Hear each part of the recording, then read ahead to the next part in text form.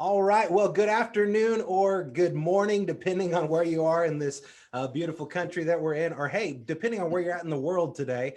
I've got two extremely amazing people with me who are all about massive growth and about finding amazing opportunities. And hey, don't look around. I'm talking about you guys. Okay, Okay.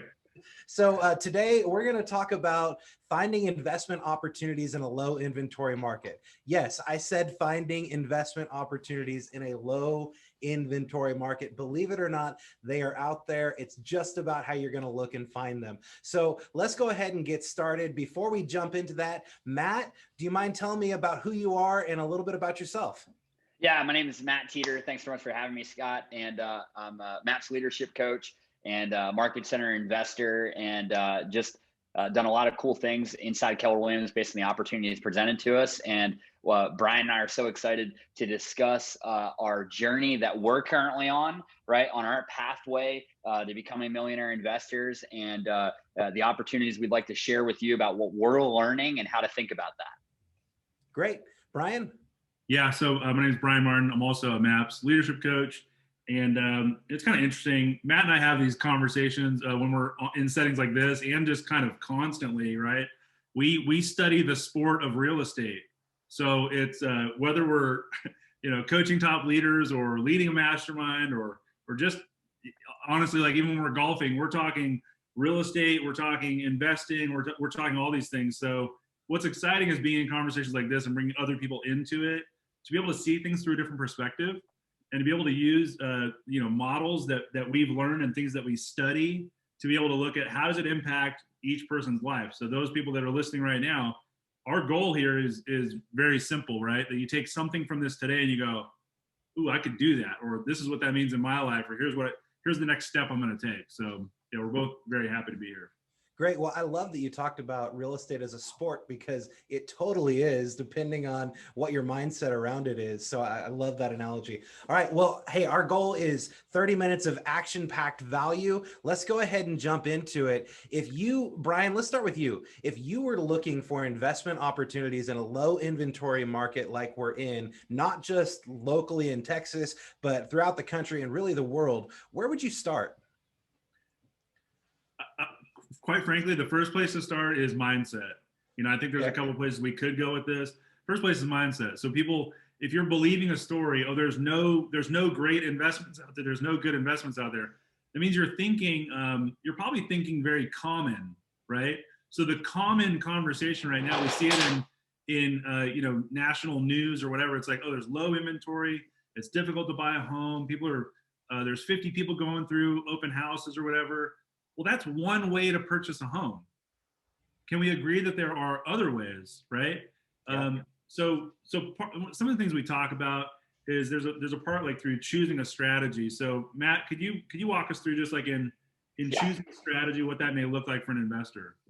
Yeah, something that struck me before I share this is, like, has there ever been a time where you've been in a crowded place and everybody's been going one way and you've been in that line, and you kind of take a look around and realize that there's a much shorter way to get there, and it's almost confusing. Like everyone's going, and you're like, guys, it's like we can, and you realize that, and you get in real quick, and you're like, man, this is great. Matt, that's Costco on the weekend. Yeah.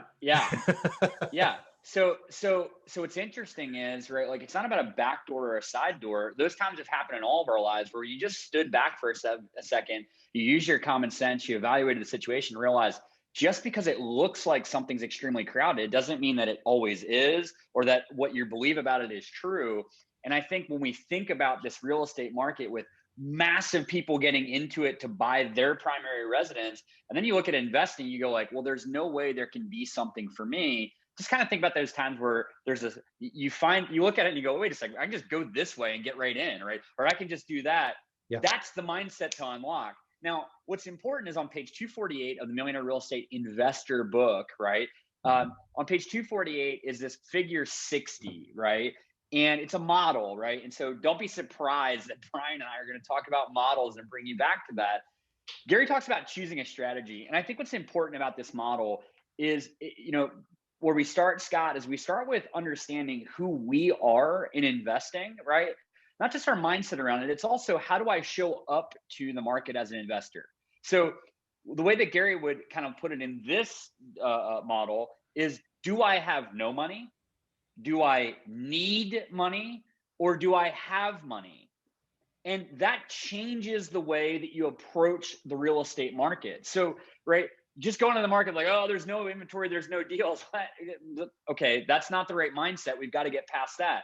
Once we get in the right mindset that there are deals for me and there are deals out there for me when I look to find them. And, we talk about being a great salesperson in Bold and other courses, right? I am a great investor. I find great investments. Once we get there mentally, then we have to define, do I have no money? Like, just get real. I don't have any money to put out there.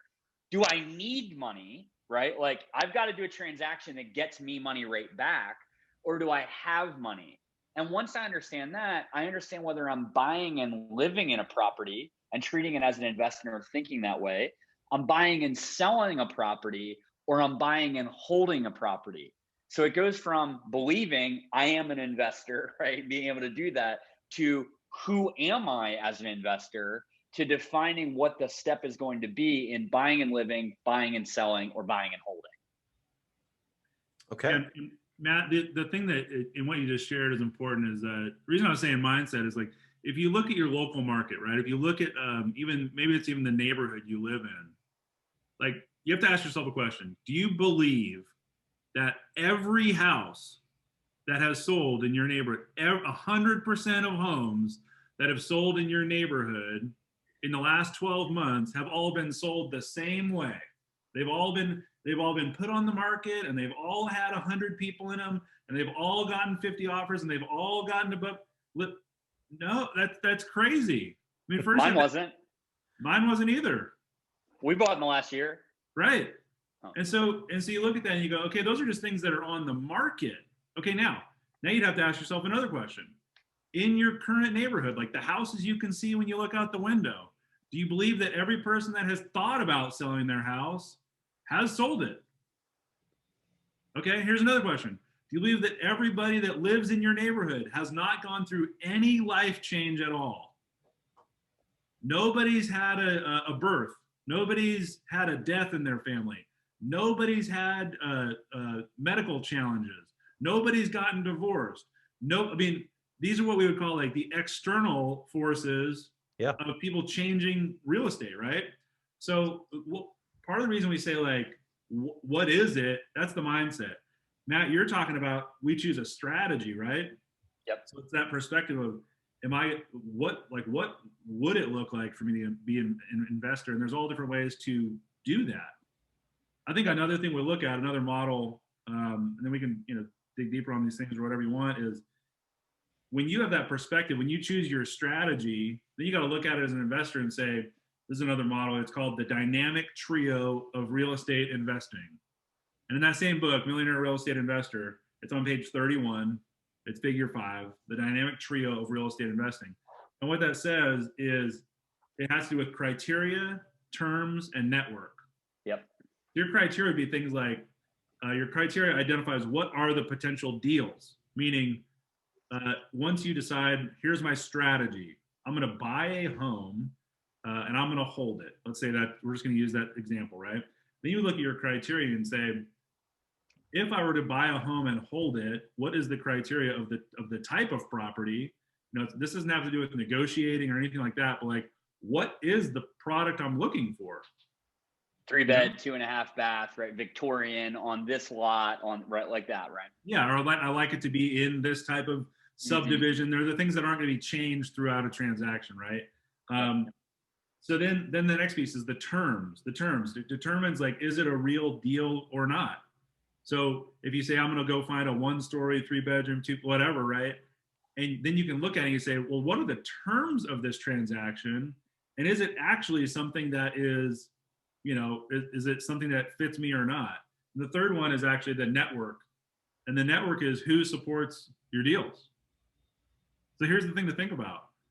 Low inventory. Okay, that has to do with people that have raised their hand and said, I want to sell my house in a traditional way, right? Mm-hmm. So here's a story I shared with Matt, and I think it's kind of interesting, right? So Matt and I have both bought our houses. It's been almost a year, right? About the same time. And live in like, desirable neighborhoods and everything else. And we were having a conversation. I said, Matt, how many people have knocked on your door to talk to you about the house that you live in? Zero. Scott, is that your answer too? Zero, yes. Zero. Okay, great. Zero. And I live in one of those very desirable neighborhoods too. Yeah. And so then think about this. How many, your number, the three of us, our cell phone numbers are published on the internet. Yes. All of them, yes. How many phone calls have you received about real estate in the last year? Not Zero. one. Me too.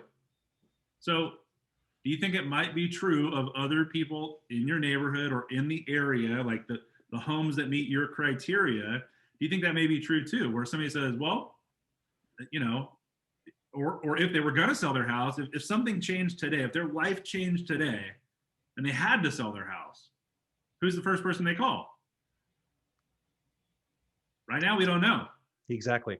Yeah. I mean, nobody calls me. Nobody knocked on my door. I don't have an easy answer just to go like, it's this person. They're nailing it. They definitely know what's going on, right? So could it be you? And maybe you're like me. You drive around and you see signs that are like, we buy ugly homes or whatever it is, right? Yeah. But you don't just buy ugly homes. Yeah. That's called lead generation. Yep.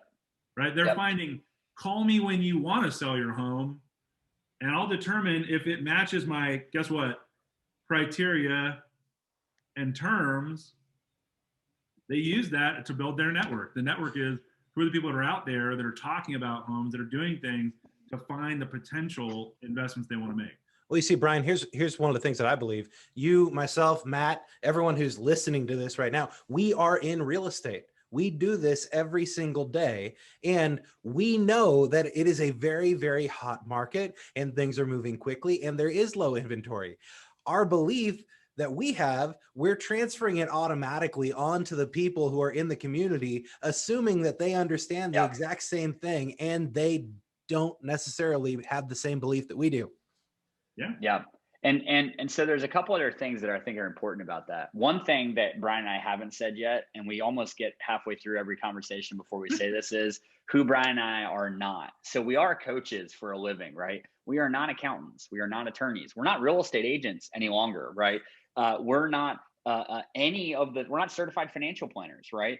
And so what we are is we're coaches, right? Our responsibility, what we do for a living, is we teach people how to think in order to be able to get on the pathway to take the actions and then hold them accountable to the actions to achieve the goals that they desire. We're not the network of people, right, that are the professionals necessary to assure that you make the right decisions when you start to invest, right? Now, that being said, let's go back to what Scott said, right? And what Brian said, which is so important. Let's just imagine for a moment that all that's right. Right? Let's just pretend for a second there's low inventory, nobody's selling their house, we're at the Armageddon of real estate, right? And nobody's transacting and it's an absolute gridlock, even though we're kind of making a joke out of it because all of us realize that's not true as we're talking through this. It's kind of a logical thing. Yet, let's imagine that's true. Does it make sense to, so the market goes like this, right? And that's every market. There's whole books written about the cyclical nature, and it's more like a roller coaster of every market. Every market goes like this. The stock market, right? The real estate market, it has ups and it has downs, and what goes up must come down. Gary and Jay wrote another book called Shift talking about that, and here we are in one. The point is that let's just imagine we're at the very height of that market, right? At the very peak. Well, what comes next is a valley, right? And we don't know quite where we are. Are we at the highest point? Are we a little bit over the point? Are we just before the point? Are we on the final way up? We can't quite know. Yet let's imagine we're all convinced that we're at the top or very near the top. When do you think the right time is to start preparing for the bottom? Should we wait for it to fall all the way to the bottom to start our education and our learning about how to invest if we believe we're at the top and there's no opportunity? Should we wait until everybody, by the way, the ones that are prepared, the ones that have been sitting on and piling cash, right, jump into the market and start buying? Is that the time for us to start reading books and cramming and learning, and that's the time to get in? Or is the right time, right, to get in maybe when, if we believe that to be true, at the top to start our education process, which we'll probably find we're not at a place where there's no inventory, we're at a place where there's opportunity. Yep. And then as the market starts to change, which it naturally does, we're now prepared to take advantage of the shift and change of a market to something that creates a more open market for opportunity. So the funny thing is, we actually all believe on this call that there's market opportunity right now, depending on how you define the market, what's available, and how you do your outreach and lead generate. Yet even if we believed the opposite, it's still the right time to prepare for what's next. Yeah. You're 100% right. And one of the things that comes to mind off of something that you said, Brian, is I think there's a show, it's either on the Discovery Channel or something like that. And what it is they take billionaires, they give them $100 and they have 60 days to make $1 million. That's mindset right there. Mm-hmm. They're thinking and looking at things differently to find those opportunities that are going to allow them to get that. Because if they don't get that, they're putting their own money on the line. I mean, the difference is that, right, what they're not taking away from that billionaire in that example is their education, right? So if you get, right, if I give, Warren Buffett famously sits in front of the classic Columbia Business School every time he does this, and he offers people $100,000 for 10% of their annual earnings for the rest of their life. So there's students sitting in the business school and he goes, I'll give you $100,000 right now for 10% of your annual earnings for the rest of your lifetime. Now, we kind of laugh about that. We're like, oh, good deal until it's forever. Interesting, right? So we're not taking away his business knowledge and his education. All we're doing is saying you only have $100. Well, the funny thing is he could just coach people for $1 million in 60 days. Yeah. And he doesn't need any money to do it because what's inside of his head and the education is worth the value. So again, what it comes back to is what unlocks our ability to find inventory. This isn't a mind trick. We're not playing a game in this live conversation. What unlocks our ability is the hard work and the deep work of learning and beginning to educate yourself on what value truly is. And Gary Keller teaches a course called Quantum Leap. And it's a really phenomenal course. And in that course, right, he gives this example, right, where he talks about the value of things, right? And he'll have some kid take their Nike shoe off typically, right? And he'll hold it up in the room and he'll say, how much is this shoe worth? And almost everybody in the room, it's typically younger professionals, 18 to 25, right, will say, it's $120 or $160, and they know the value. And he says, okay, great. So if I said I would sell you this shoe for $20, what would you say? And they go, yeah, absolutely. Deal. Yeah. Right. Deal. And he goes, great. If I told you I'd sell you this shoe for $500, what would you say? No. Right. No, it's the wrong value. Yeah. He said, the problem is we're majoring in minor things. We understand the value of things that don't have value. Let's say that one more time. That's important. We're majoring in minor things and we understand the value of things that don't have value. Now, the cliff note, the caveat, the asterisk for my StockX, for my sneaker heads out there, I have one of them, right? They're sitting there going, wait a second, Matt, you got Air Jordans, you got shoes that have major, I get it. Use the example the way it's intended, right? If you know the value of sneakers, some of those suckers really appreciate.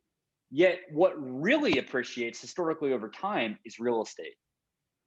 And if you understood the value, well, how do you understand the value of real estate? It goes back to who's in your network. What education are you taking on? How are you defining your criteria and terms? Are you in the right mindset? Have you selected your strategy? What process or resources are you accessing to begin your education so that you understand the value of major things? Or as my dad put it, right, when I was a kid, he said, son, the people that earn the most money in the world are in sports entertainment. And I wanted to be a Major League Baseball player. So that was my path there, right? And I said, well, who's number two? He said, sales. I said, okay. And he said, by the way, son, if you're going to sell the biggest thing you can. Well, welcome to real estate, right? So the point to that is, if you're going to understand value, why not understand the value of the biggest thing that you could, right? That, by the way, something like 3/4 of the world's wealth is held in that asset. So what it comes down to, what we're saying here, Scott, is we're saying, how do you find low inventory? How do you find investment opportunity in a low inventory market, right? Number one, it's you get in the mindset that they're available and that they're there and that I am an investor. Number two, you seek out the education and resources to begin the process of understanding the value and preparing yourself so that when the opportunity comes, you don't miss it. Number three, you identify your strategy based on where you are, based on your money, what your needs are, and what access to resources that you have or you can create.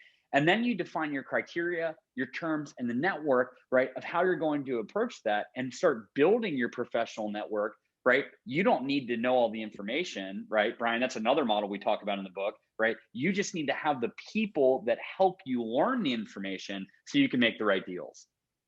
Yeah, and you've also got you've got to believe that it's not just the real estate market that you're in right now. It's the real estate market that you're going to. Wayne Gretzky was famous for talking about the hockey puck. It's not where the puck has been, it's where that puck is going. Are you skating to where it's going to? Which, back to your point about education, are you educating yourself on the market that you're not in right now so that when you get to it, you're not behind? Yep. Just fundamentally, before you jump in, Brian, right? Like, I asked an agent in a very hot market, in a resort market in Colorado, right? And I gave him specific criteria for a vacation home we're looking to buy, to identify a vacation home in Summit County, Colorado, that would cash flow based on my criteria, based on understanding my terms. I'm not prescribing this to anybody else, right? Yes. That's why I'm not stating what they are in this conversation, right?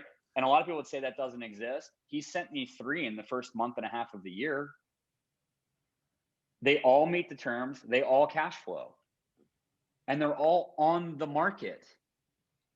Anyway, Brian, go ahead. I was just going to say, like, part of understanding value is how, like, do you look at all of it, right? Have you created your clear criteria and said, like, have I actually looked at every sale that has fit that criteria? You know, if you're a real estate agent, you have access to that information. Or if it's a specific area, you know, like if it's a specific neighborhood or something, like, do you actually like drive by the homes that meet your criteria? You know, how often do you drive, even if you said, I want to buy another home in my neighborhood. Okay, great. How often do you drive through your neighborhood and notice, you know, there's a bunch of like stuff that never moves at that house. Like something weird happened, right? There's a bunch of newspapers there or whatever it is. That might be an indicator that a life change of something happened. Like there might be opportunity there. And Matt, you and I both worked with people that they find stuff like across the street from their house, you know, because they go, I just walked out there every day and was like, that thing's looking weirder every day. And they found that there was opportunity there. Yeah. Yeah. So we just keep going back to this. It's a belief, right? Do you believe that it's possible? Great. Then it's possible today. And then what Matt was talking about, if you think about a pipeline or database, the best time to build relationships with people is before they need you. Not after. Yeah. Like there's a lot of competition after. If somebody raises their hand and says, I have to sell my house today, there are a lot of people that will go and help them in some way.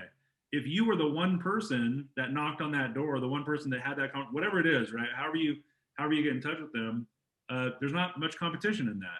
And the other place I would look is like, if you're an investor, if you look in the mirror today and you say, I'm an investor, how many people know that?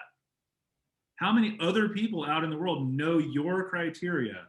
They know the terms that it would take. Like Matt said, you know, if he didn't engage an agent in that area, then he wouldn't even know that those potential opportunities are on the table.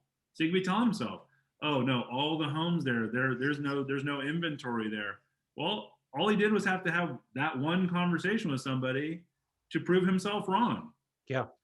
Well, the funny thing is, Brian, right? I didn't buy any of those properties yet, right? Yeah.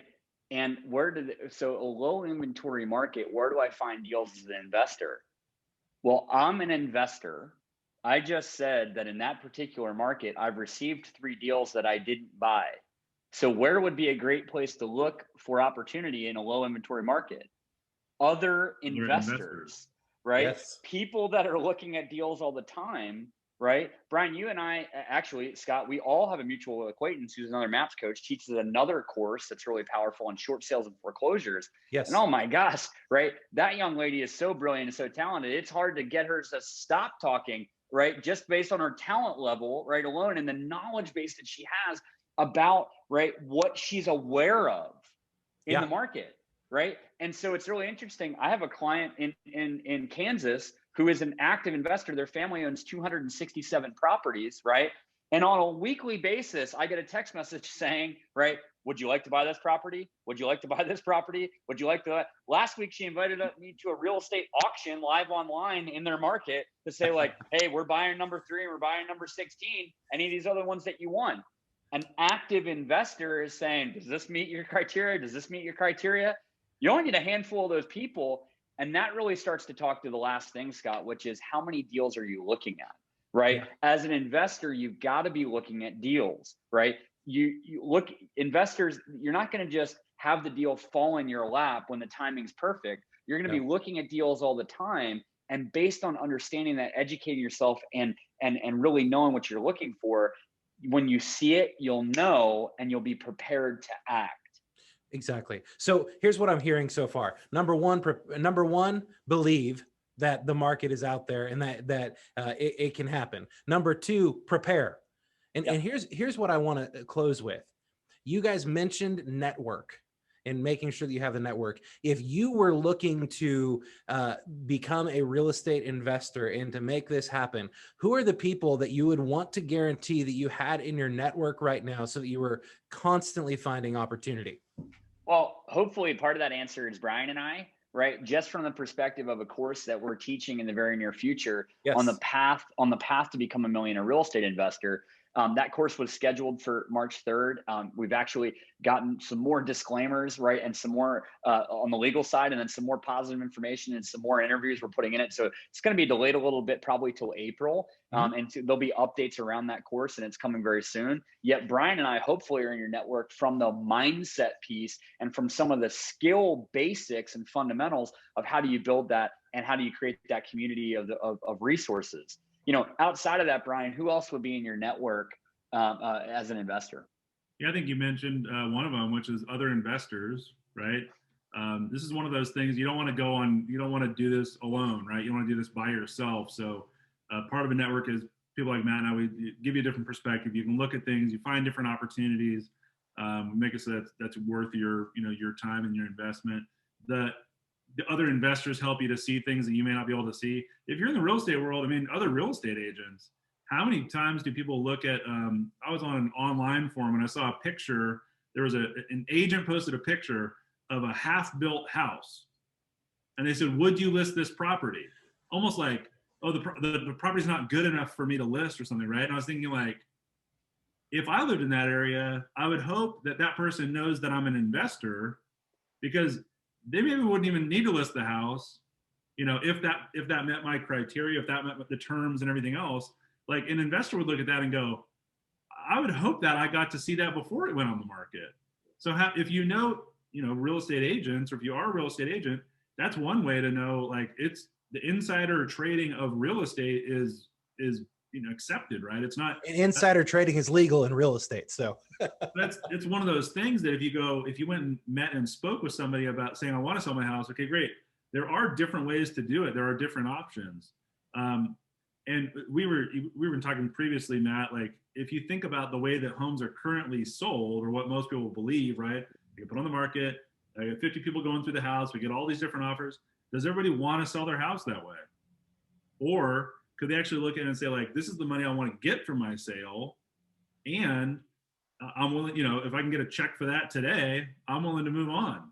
Instant offer companies have proved to us that not everyone wants to sell their home the traditional way. Yeah. So as an investor, you can make that type of, if that meets everything else that we're talking about. Mm-hmm. So it's don't be a secret investor. Don't be an investor that does it on your own. You want to look at all those things. You're also going to want to look at a couple of the people that Matt mentioned that we're not, right? An attorney, a financial advisor, somebody that's going to help you with your money, right? Somebody's going to help you make sure that you're doing things the right way. We're going to talk about other things throughout our course, like how do you work with contractors? How do you work, like whatever else, right? Those are all people that are going to be, based on your investment strategy, would be important to engage in what you're doing. Great.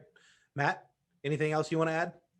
No, I think what we're looking to fill the gap of is the catalyst for education. We're also looking to fill the gap of for people that are experienced investors or continuing to invest more, right? Brian and I are personally on the journey. We're not here to say that we're experts, right, in everything or in maybe any of this. What we're saying is that we're sharing our mistakes, our failures, right, are the opportunities with you. And we want to do it from a coaching perspective, which is, right, what are the models? What are the tools? What are the resources? And what's the mindset behind successfully executing on this process of becoming a millionaire real estate investor? So I think, we have this course coming in the very near future, and we'd love for you to take that on with us. And the most important thing is, if you're going to take a step today, go buy the Millionaire Real Estate Investor book by Gary Keller and Jay Papasan. Start reading the book or listening to the audio, right? And get yourself acclimated to the language and the knowledge and the mindset behind becoming an investor, so that you're beginning the process to be prepared to take on this opportunity. Great. Matt, Brian, I appreciate your time today. For those of you who are interested in taking the course, you can go to mapscoaching.com. There's a group coaching tab that's on there that you can take a look at it. Like I said, they'll have an updated date soon as to when that will be available. And next week, we will not have a session like this because Gary Keller will be delivering his vision speech. And the following week, we're actually going to be doing a session on showing your value in a low inventory market. And I'll be bringing in a couple of top agents who are going to talk about how they stay ahead and they never have to worry about having a conversation of, I could just list it myself and get the same amount of offers. So that's what we're going to be talking about in a couple of weeks. I appreciate y'all. Have an amazing day, and we'll see you soon. Thanks, guys. Thanks.